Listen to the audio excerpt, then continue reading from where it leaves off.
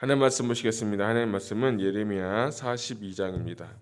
할렐루야. 오늘 새벽 오신 여러분은 감사합니다. 오늘 하나님의 능히 하나님의 영으로 강하게 승리하는 귀하고 복된 하루 되시길 축복합니다. 자, 오늘 예레미야 42장 답이 정해져 있는 신앙이라는 제목을 가지고 말씀 나누고자 합니다. 단락 구분해보면 1절부터 6절은 백성들의 기도 요청, 7절부터 12절은 하나님의 응답, 13절부터 18절은 하나님의 경고, 19절부터 22절은 위선적인 신앙. 제가 이렇게 4개 단락 나누고 제목을 붙여보았습니다.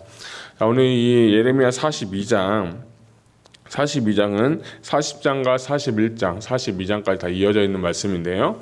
39장에서 예레미야 시대 때 이스라엘 백성이 BC 586년도에 바벨론에 의해서 멸망을 당한 이후의 모습이 40장과 41장, 42장에 나와 있는데, 특별히 이 바벨론이 예루살렘을 멸망시킨 후에 그다랴라는 총독을 세우게 됩니다. 총독을 세우고 총독에 의해서 관할하는 그런 신세가 되었는데, 이 40장과 41장을 보게 되면 그다랴라는 총독이 이제 죽게 됩니다. 사고에 의해서 죽게 되고 암살당하는 그런 격변이 일어났는데, 그때 이 생존자들이 벌벌벌 떨면서 두려워하면서 이 예레미야한테 가가지고 하는 예레미야에게 부탁하는 말이 오늘 42장의 내용입니다. 특별히 1절에 보게 되면 mattan의 아들 스바다의 아들 1절을 보게 되면 이에 모든 군대의 지휘관과 가랴의 아들 요하난과 호사의 아들 여사나와 백성의 낮은 자로부터 높은 자까지 다 나왔다라고 하면서, 이때 이 장소가 어디냐면 약간 그다랴의 집이라고, 가랴의 아들 요하난의 남은 백성들은 베들레헴 근처 게롯 김함이라는 곳에 머물고 있었어요. 그 이들이 이제 바벨론의 포로가 된 다음에 정치적으로 이제 이야기를 하는 거예요. 우리가 애굽으로 피신을 갈 것인가, 아니면 우리가 바벨론으로 돌아갈 것인가, 아니면 여기에 남을 것인가 라는 것이 그 사람들의 논쟁거리였어요. 그래서 이 베들레헴 근처 게롯 기맘이라는 곳은 이 예루살렘부터 내려와 있는 곳이고, 여기서 이제 결정을 하게 되면 이제 애굽으로 갈 것인지 여기에 남을 것인지에 대해서 이들이 이제 결정을 하게 되는 시간이 바로 오늘의 배경이 되겠습니다. 그래서 이 사람이 2절에 보니까 예레미야에게 이르되 당신은 우리의 탄원을 듣고 이 남아있는 모든 자를 위해서 당신의 하나님 여호와께 기도해 주소서. 당신이 보던 바와 같이 우리는 많은 사람 중에서 남은 적은 무리입니다 라고 하면서 기도 요청을 하게 됩니다. 그러니까 이 사람들도 믿음이 있고 갈등이 있으니까 예레미야 선지자에 와가지고, 선지자님 저희를 위해서 기도해 주세요. 우리가 선지자님께서 원하시는 대로 말씀하시는 대로 다 순종하겠습니다. 우리가 애굽을 가야 될 거예요, 아니면 여기에 남아야 될 거예요 하면서 기도 요청을 하게 되는 걸 볼 수가 있어요. 그래서 이 예레미야가 그 말을 듣고, 그래 우리가 기도하겠다, 내가 기도할 테니 조금만 기다려라 라고 했어요. 근데 7절에 보게 되니까 10일 후에 여호와의 말씀이 예레미야에게 임하였다 라고 했어요. 저는 이 42장을 이렇게 읽으면서 이 7절 말씀이 조금 이제 퀘스천 마크가 있었어요. 왜 하나님께서는 바로 응답하시지 않고 왜 10일이나 걸려서 기다려서 예레미야에게 임하였을까? 여러분, 우리가 기도를 할 때 기도의 응답이 기도를 하면 빨리 응답받고 빨리 하나님께서 역사하셨으면 하는 그런 마음이 많을 거예요. 건강의 문제든 사업의 문제든 자녀의 문제든. 그런데 신기하게도 이 기도라는 게 금방 응답되는 게 아니라, 오늘 예레미야처럼 10일 후라는 것은 하나님의 시간 때에 하나님의 방법에 하나님께서 역사하시는 것을 여러분 아셨으면 좋겠어요.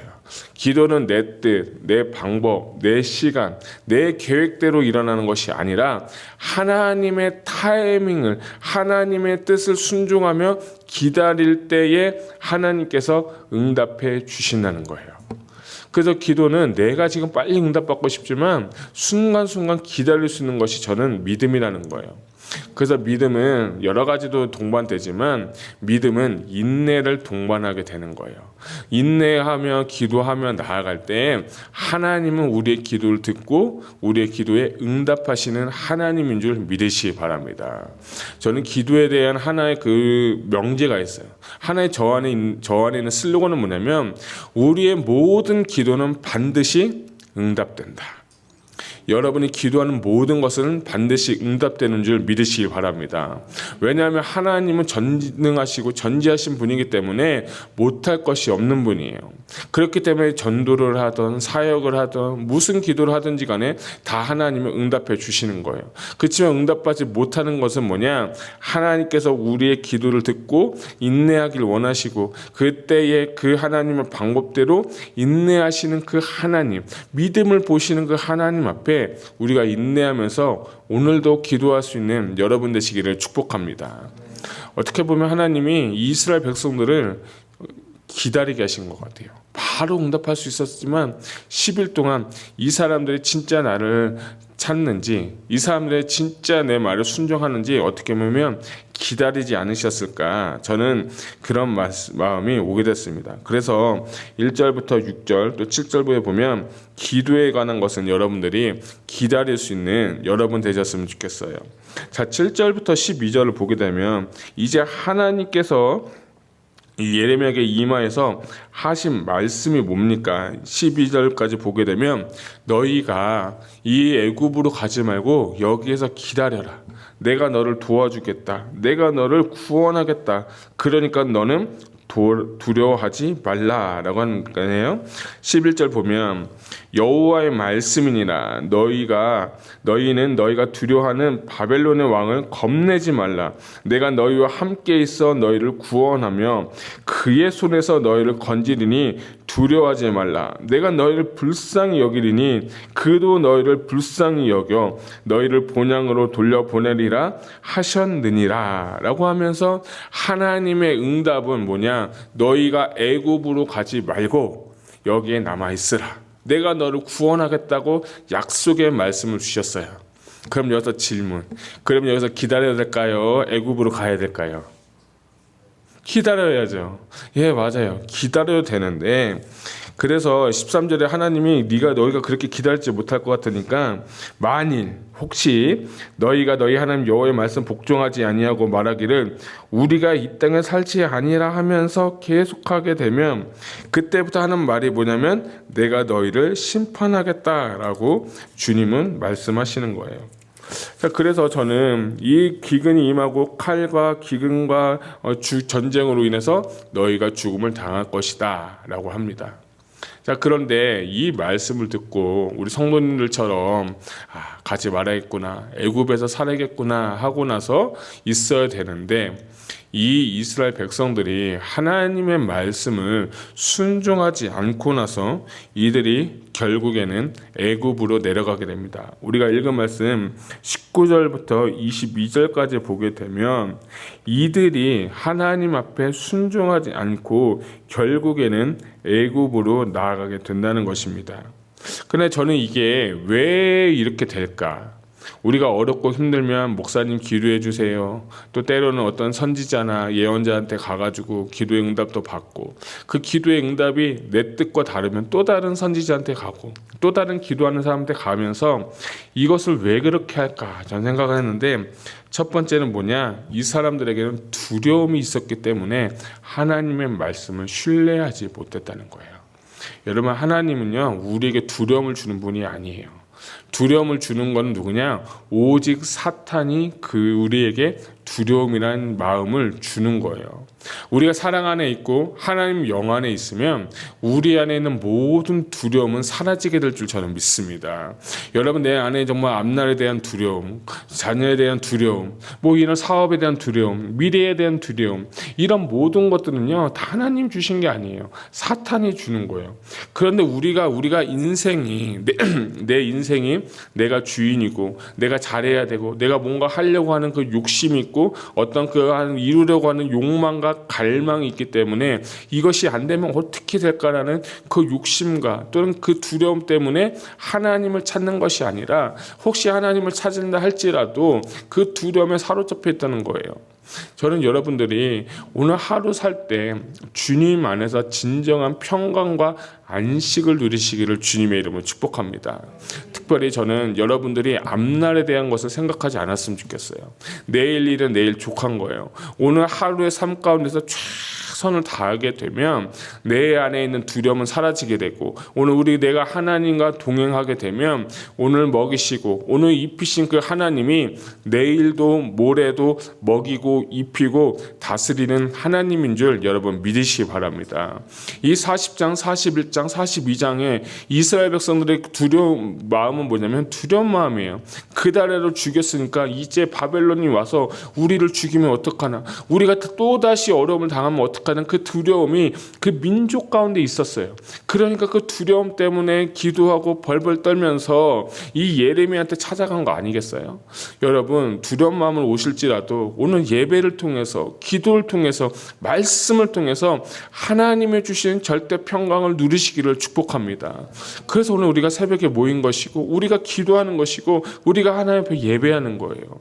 단순하게 예배당에 와서 앉았다 가는 게 아니라 진짜 하나님 주신 은혜, 하나님 주신 평강을 옷 입고 힘입어서 세상에 나아가면 하나님께서 함께 하시기 때문에 나는 승리할 수 있다, 나는 하나님께 영광 돌릴 수 있다는 그 믿음이 있기를 주님의 이름으로 축복합니다. 성경 계속 보면 여호와께서 함께 하심으로, 여호와께서 동행하심으로 그가 승리케 되고 형통케 됐다는 말씀이 계속 나오고 있는 거예요. 그러니까 주님 나와 함께 하시는 거예요. 하나님 나와 함께 계시고 주님 내 안에 계시고 성령님 오늘도 역사하시는 하나님이십니다. 그 믿음으로 나아가게 되면 두려움을 이기고 그 두려움을 넘어서서 우리는 승리하고 하나님께 영광 돌릴 줄로 믿습니다. 특별히 저는 이 기도에 있어서 이 사람들에게 왜 이렇게 예레미야에게 물어보는가 봤더니 하나님의 뜻을 알고 싶어서가 아니라 자기의 선택을 정당화하기 위해서 이들이 기도하는 거예요. 20절 보니까 너희가 나를 너희 하나님 여호와께 보내며 이르기를 우리를 위하여 우리 하나님 여호와께 기도하고 우리 하나님 여호와께서 말씀하신 대로 우리에게 전하라. 우리가 그대로 행하리라 하여 너희 마음을 속였느니라 라고 했어요. 이 말씀은 뭐냐면 이미 답은 정해져 있어요. 우리는 어떻게 할 뜻이 있을지라도 하나님이 여기 남으려고 할지라도 우리는 이미 애국 갈 준비가 다 되어 있고 애국 갈 마음이 있어요. 단지 하나님께서 이것을 컨펌해 주시는지 안 해 주시는지 그것을 묻고 싶은 거예요. 그러니까 자기의 뜻은 다 정해놓은 다음에 하나님의 뜻이 내 뜻에 관철되게 만드는 거예요. 이게 뭐냐면 우상 숭배거든요. 우상은 뭐냐면 하나의 우상을 세워놓고 우상한테 절하고 우상한테 기도해서 내가 원하는 거, 내가 바라는 거, 내가 추구하는 그 모든 것을 얻어내는 거예요. 마치 예레미야한테 기도 부탁하면서 자기의 뜻을 정당화하고 자기가 원하는 그 뜻대로 해달라고 우상한테 절하는 것 같이 이스라엘 백성들이 신앙생활을 지금 이렇게 하고 있다는 것을 볼 수가 있어요. 저는 참 신앙생활에 있어서 어려운 점은, 신앙생활에 있어서 우리가 축복받지 못하고 하나님의 큰 뜻을 이루지 못하는 이유는 내 뜻을 다 세워놓은 다음에 하나님 뜻에 우리 뜻에 맞춰달라고 하는 그 기도가 굉장히 많다는 것을 발견하게 됐어요.